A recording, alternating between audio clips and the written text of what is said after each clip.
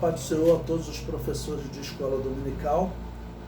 Vamos fazer mais uma aula para auxiliar os professores na revista de escola dominical da CPAD. Eu publiquei aí no grupo para vocês um material em PDF que vocês poderão imprimir ou ler no celular ou no tablet. E ele traz o título Quarto Trimestre de 2022, lição 12. Essa lição ela tem o título Imersos no Espírito dos Últimos Dias, ok? Bom, ela prossegue no estudo do livro do profeta Ezequiel, tá bom? E ela tem como uma leitura básica, leitura bíblica em classe, Ezequiel 47. O autor da revista, ele vai focar num avivamento nesses últimos dias, né? Então eu vou fazer o seguinte, eu vou focar em Israel durante o milênio, porque o texto de Ezequiel, ele não fala de um avivamento para os nossos dias. O avivamento para os nossos dias é um tema maravilhoso, será até o tema do próximo trimestre, ok? Que nós vamos estar estudando o avivamento. Então eu vou focar no texto de Ezequiel 47, esse texto sobre avivamento. Sempre lembrando que eu coloquei aquela regra, o texto da revista está numa fonte escura e os meus comentários estão em verde. Então, na leitura bíblica em classe, o versículo 3, quando ele fala ali em 1000 côvados, eu coloquei em verde ali para já te auxiliar, representa 500 metros. Considerando aí cada côvado equivalente a meio metro. Essa é a média, ok? E isso está na página 3 desse arquivo que eu disponibilizei para vocês.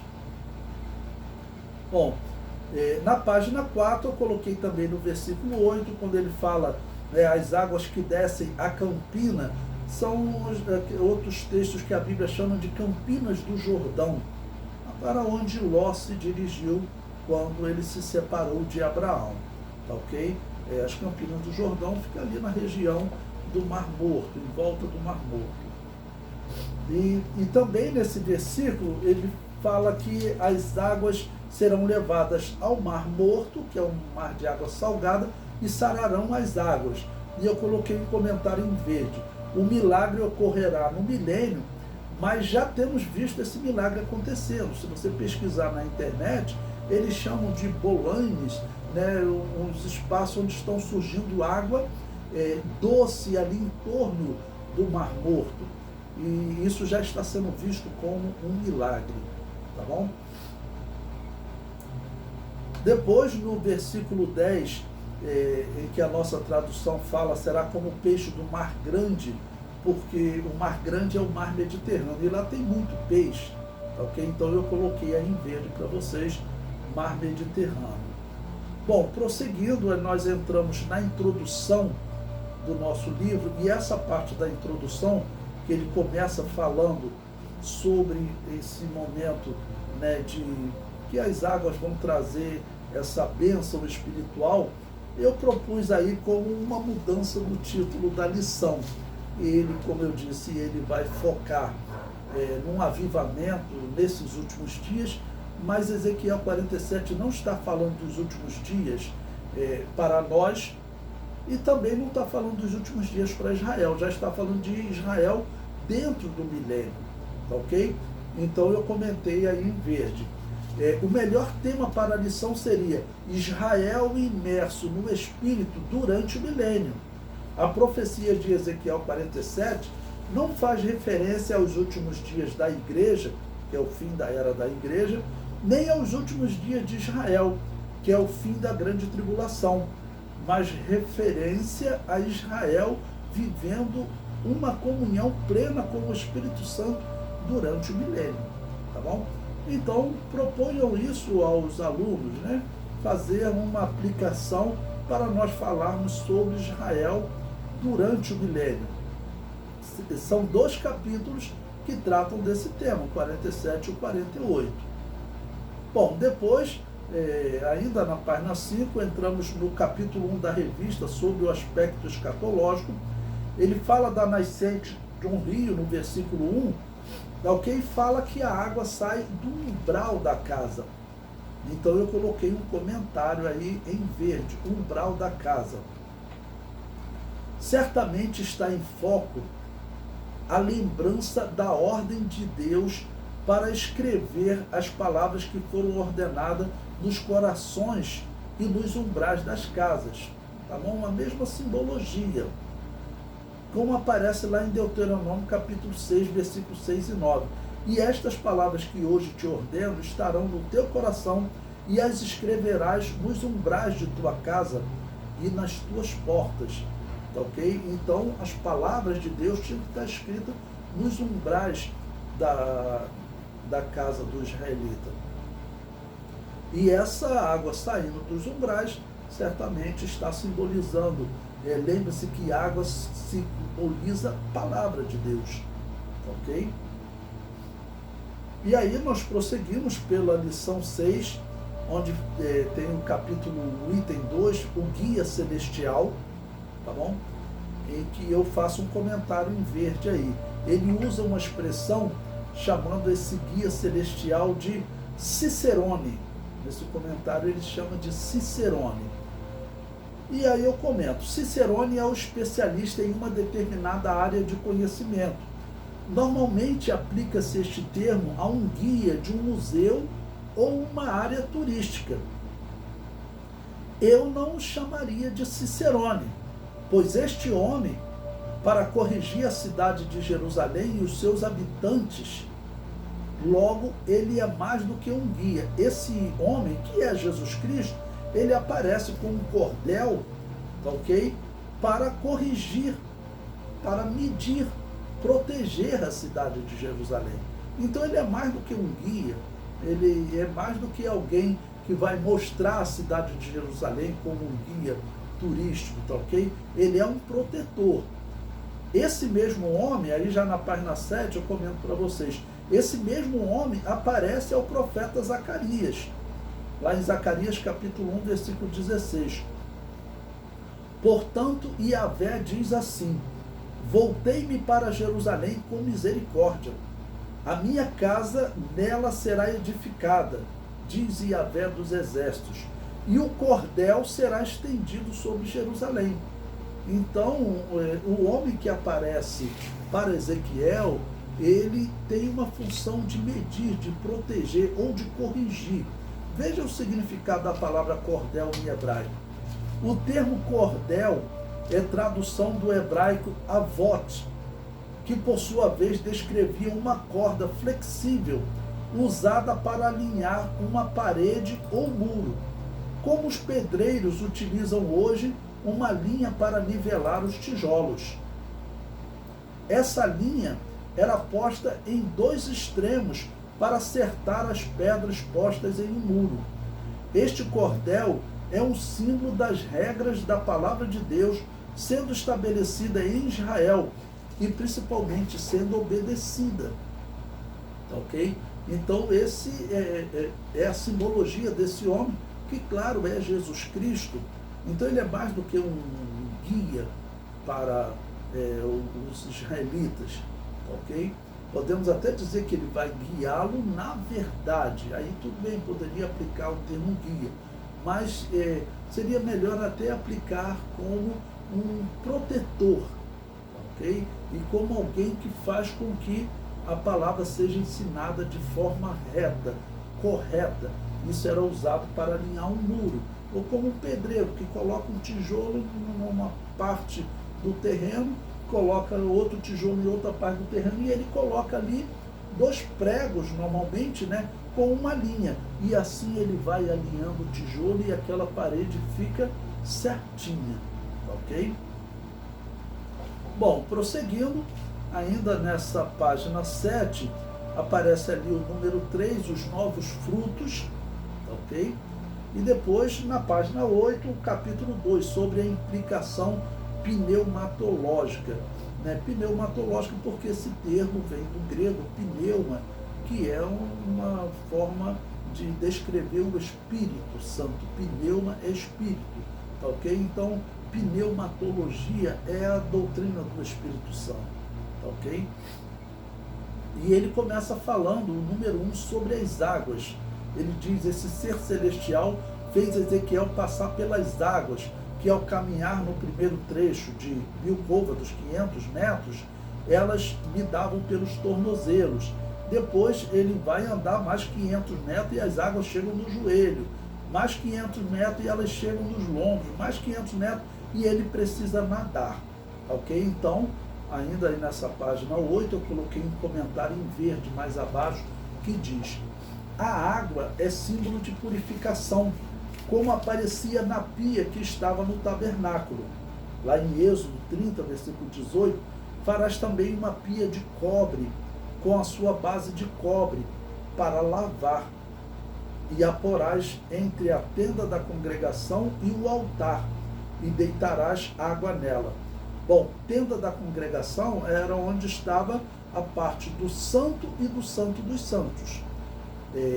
Essa pia ela estava no pátio, onde também estava o altar dos holocaustos, que era a primeira peça. Então, quando alguém entrava no tabernáculo ou no templo, primeiro ele encontrava o altar dos holocaustos, ali era feito o sacrifício para o perdão dessa pessoa ou da nação no dia do Yom Kippur. O sacerdote saía dali, passava para a pia para ele se lavar, um símbolo de purificação, e então ele entrava no lugar santo para levar o sangue do sacrifício até o altar do incenso. E se fosse no dia da expiação, até o propiciatório, que era a tampa da arca, que estava lá no Santo dos Santos. Então, o símbolo da água era purificação. No Novo Testamento, João capítulo 15, versículo 3, Jesus Cristo diz: vós já estáis limpos pela palavra que vos tenho falado. E comento, certamente está em foco a purificação dos israelitas durante o milênio. É claro que Israel ele se converte no fim da grande tribulação, mas a purificação é um processo, que nós dizemos que ele é tanto instantâneo quanto progressivo. Um exemplo, o apóstolo Paulo começa a sua primeira carta aos Coríntios, dizendo aos santos que estão em Corinto, porque eles haviam passado pela santificação instantânea, creram em Jesus e foram santificados. Mas, quando no decorrer da carta, ele diz, vós sois carnais. Como compatibilizar os santos do início do primeiro capítulo com os carnais? É porque eles passaram pela santificação instantânea, mas não passaram pela santificação progressiva. Então, Israel, eles, quando creem em Jesus, vão passar pela santificação instantânea. Mas a santificação também é progressiva, para durante o milênio eles se aperfeiçoarem. Bom, eu coloquei também como uma nota importante que ao furar o lado de Jesus com a lança, saiu sangue e água.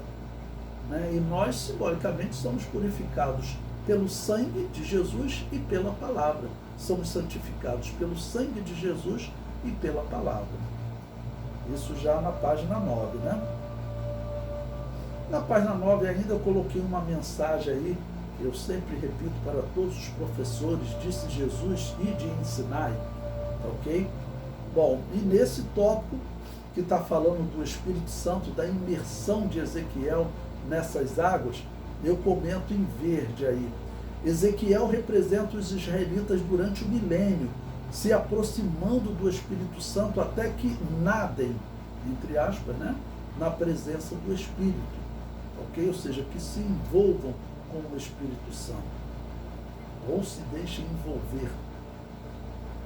Bom, prosseguindo na página 10, eu também coloco alguns comentários aí do que Isaías viu da mudança de Israel nesse período para descrever esse mergulho na água. Ok? Então, primeiro eu digo, Isaías viu a mudança em Israel e na Terra, no planeta Terra. No capítulo 65 do seu livro, Isaías vê Israel perdoado e Deus esquecendo-se dos pecados de Israel. Botei entre aspas, porque, claro, Deus não esquece. Significa que Deus vai tratar Israel como se eles nunca tivessem cometido aqueles pecados. Veja, de sorte que aquele que se bendisser na terra será bendito no Deus da verdade. E aquele que jurar na terra, jurará pelo Deus da verdade, porque já estão esquecidas as angústias passadas e estão encobertas diante dos meus olhos, diz Deus. Então Deus se esquece de todas as coisas. Israel também esquecerá dos seus pecados. Isaías 65, 17. Porque eis que eu crio céus novos e nova terra, e não haverá lembrança das coisas passadas, nem mais se recordarão. Esse texto de Isaías está retratando o início do milênio, tá bom? O profeta vê a paz reinando em Jerusalém. Nós lemos até o versículo 17, veja os versículos 18 e 19.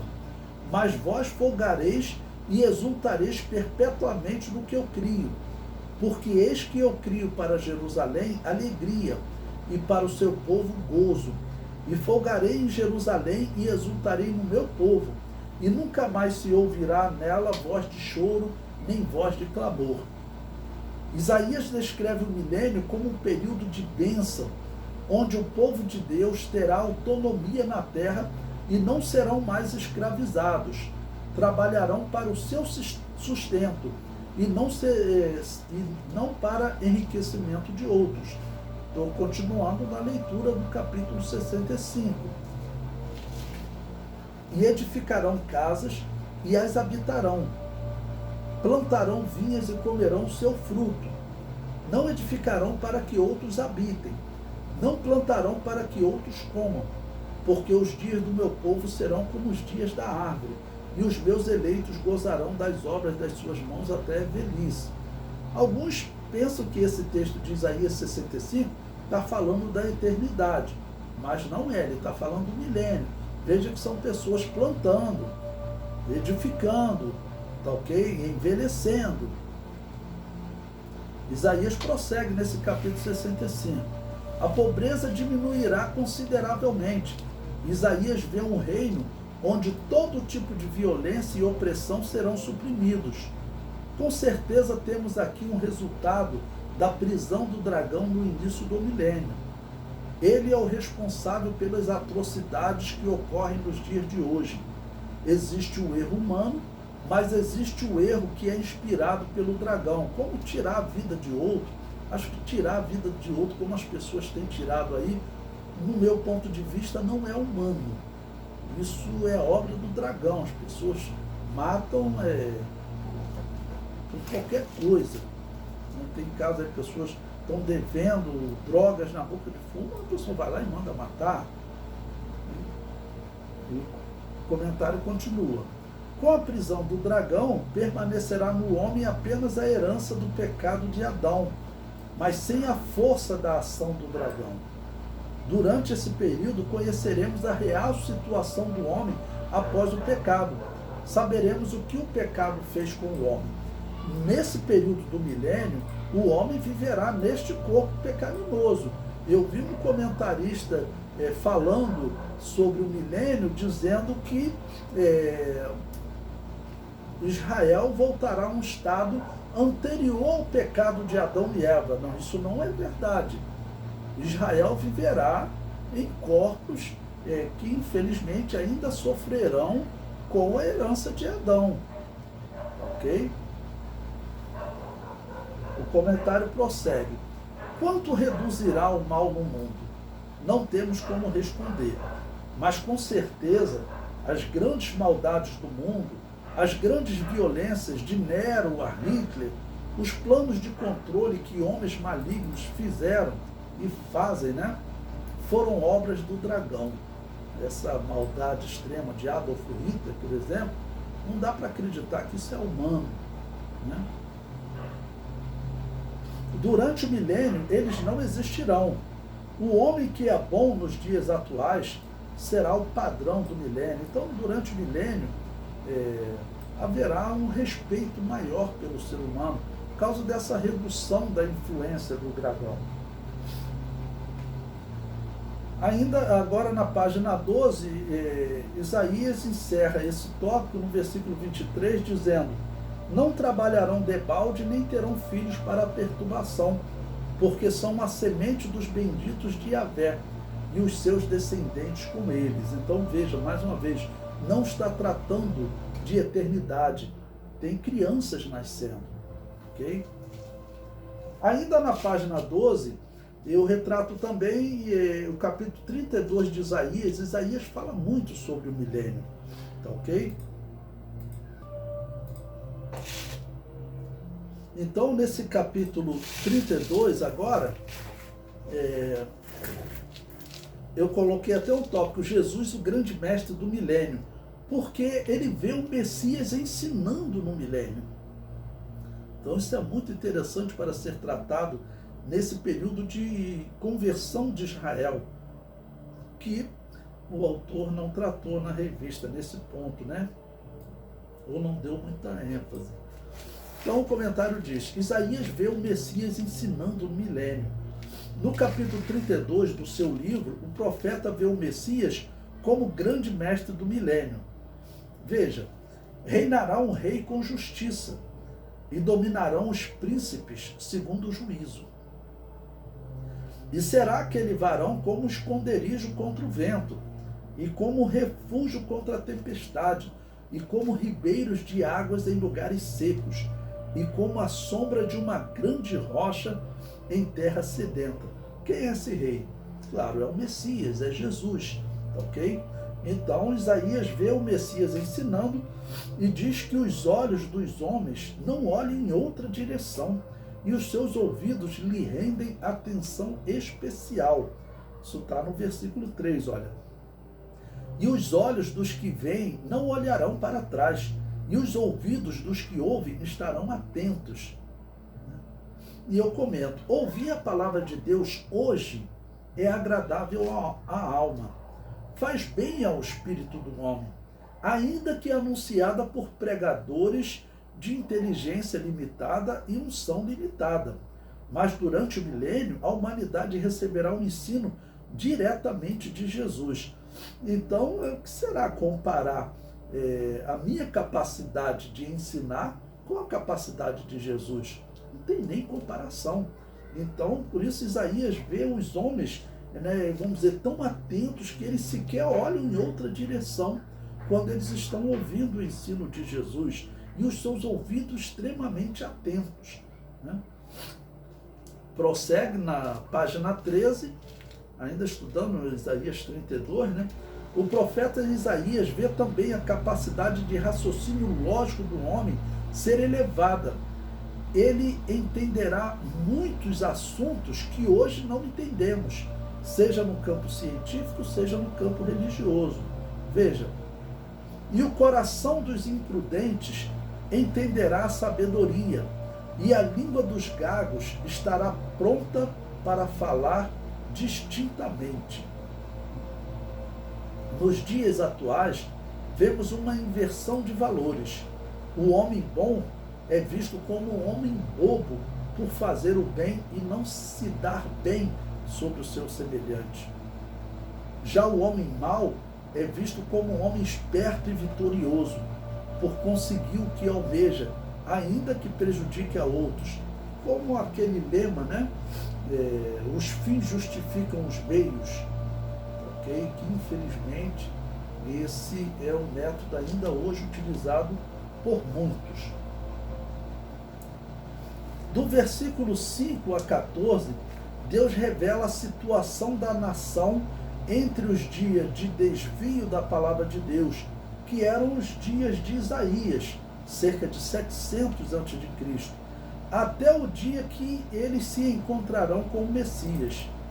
Neste período, o povo de Israel é descrito como aquele que fala ousadamente e pratica iniquidade.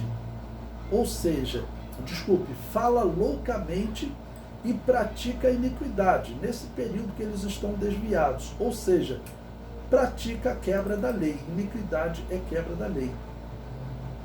Então o profeta vê o Espírito lá do alto ser derramado sobre o povo, em uma clara alusão ao fim da grande tribulação. Logo, após o Espírito lá do alto ser derramado, ocorre uma transformação da criação. Veja, até que se derrame sobre nós o Espírito lá do alto. Então o deserto se tornará em campo fértil, e o campo fértil será reputado por um bosque. Okay? Será um período dominado pela justiça. Isaías prossegue nesse capítulo 32. Olha, e o juízo habitará no deserto, e a justiça morará no campo fértil. E o efeito da justiça será paz, e a operação da justiça, repouso e segurança para sempre. O sentimento de superioridade e o desejo de dominar outros povos será muito reduzido com a prisão do dragão. Mas, infelizmente, os erros continuarão acompanhando a humanidade. Durante o milênio, os homens habitarão em paz. Não veremos a Rússia invadindo a Ucrânia, nem Hitler perseguindo os judeus. Veja o que diz agora o versículo 18 a 20 do capítulo 32 de Isaías. E o meu povo habitará em morada de paz, e em moradas bem seguras, e em lugares quietos de descanso. Ainda que caia Saraiva e caia o bosque, e a cidade seja inteiramente abatida. Bem-aventurados vós que semeais sobre todas as águas, e que dás liberdade ao pé do boi e do jumento. Ou seja, ele retrata então Israel tratando com justiça até os animais. Ainda nessa página 14 eu botei um outro tópico, a mudança em Israel no milênio. Essa mudança é retratada nessa visão deles entrando no rio, ou seja, se envolvendo pelo Espírito Santo.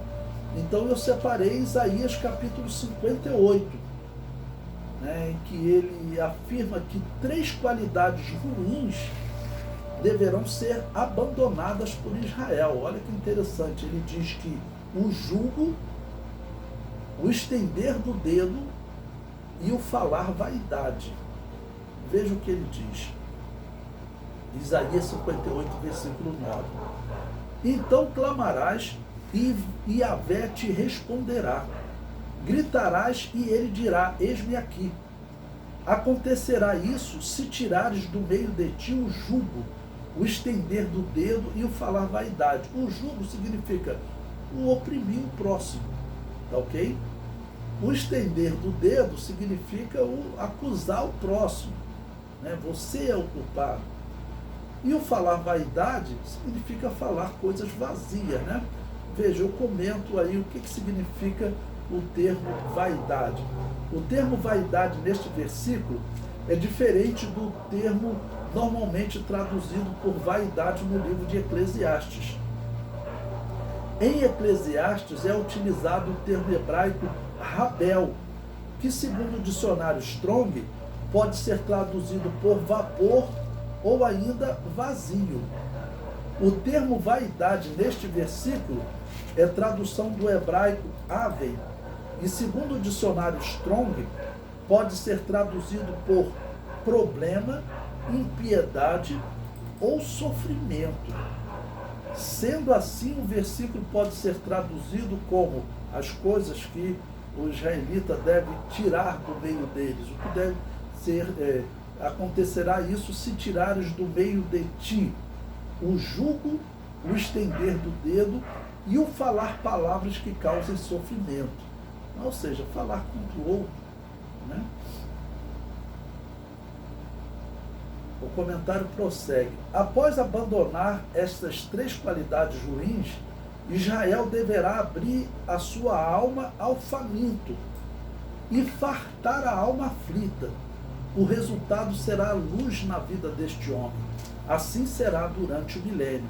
Isaías 58, 10, ele diz, e se abrires a tua alma ao faminto e fartares a alma aflita, então a tua luz nascerá nas trevas, e a tua luz e a tua escuridão será como o meio-dia. O profeta vê o povo curado. Então romperá a tua luz como a alva, e a tua cura apressadamente brotará. e a tua justiça irá diante da tua face, e a glória de Yahvé será a tua retaguarda. O profeta também vê Yahvé guiando o seu povo. E Yahvé te guiará continuamente, e fartará a tua alma em lugares secos, e fortificará os teus ossos, e serás como um jardim regado, e como um manancial cujas águas nunca faltam. E os que de ti procederem edificarão os lugares antigamente assolados, e levantarás os fundamentos de geração em geração, e chamar-te-ão reparador das roturas e restaurador de veredas para morar. Roturas são rachaduras, né? Era muito usada para uma cisterna em que rachava, então surgiam roturas. Ok? Versículo 13. Se desviares o teu pé do sábado de fazer a tua vontade no meu santo dia, e se chamares ao sábado deleitoso e santo dia de Yahvé, digno de honra, e se o honrares, não seguindo os teus caminhos, nem pretendendo fazer a tua própria vontade, nem fazer as tuas próprias palavras, nem falar as tuas próprias palavras, então te deleitarás em Yahvé, e te farei cavalgar sobre as alturas da terra, e te sustentarei com a herança de Jacó teu pai, porque a boca de Yahvé o disse. Isaías 58, versículo 11 a 14. O milênio será caracterizado pelo respeito entre os seres humanos. Aquele que respeita não coloca o seu semelhante em situação de oprimido. Esse é o momento em que Israel será novamente enxertado na oliveira verdadeira, como o apóstolo Paulo disse em Romanos 11, 23. E também eles, se não permanecerem na incredulidade, serão enxertados, porque poderoso é Deus para os tornar a enxertar. E nós sabemos que realmente ele será enxertado novamente, porque a profecia, como a igreja cristã sempre pregou, a profecia diz que Israel voltará a ser o povo de Deus. Ok? Então, tudo isso vai se cumprir durante a grande tribulação, durante o milênio, desculpe. Bom, depois vem o capítulo 3 da revista com o título Sobre o contexto geológico do Vale do Mar Morto. Bom, aqui tem o item 1, a abundância de árvores, depois o Mar Morto. E aqui nessa questão do Mar Morto eu coloquei um comentário em verde para vocês. Ele faz uma retratação interessante do percentual de sais minerais de 30%, tá ok? Mais do que os oceanos, que é de 3%. E eu coloco uma simbologia do Mar Morto. Existem duas simbologias na Bíblia em Israel retratando o perdão dos pecados. Uma era a cinza do animal que era queimado ali no altar dos holocaustos. A cinza era para ser lançada no deserto. O que acontecia com essa cinza? O vento começa a levar aquela cinza, ele vai batendo, ela desaparece, né? Até hoje é usada a expressão virou cinza quando algo desaparece, tá ok?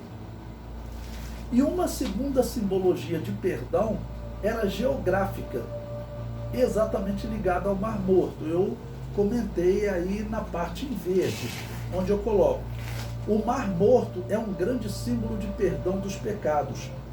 Simbolicamente, cada israelita que se batizava no Rio Jordão, nos dias de João Batista, né, tinha os seus pecados levados pelas águas que desembocavam no Mar Morto, onde eram evaporadas, ou seja, os pecados eram evaporados, entre aspas, eram perdoados por Deus.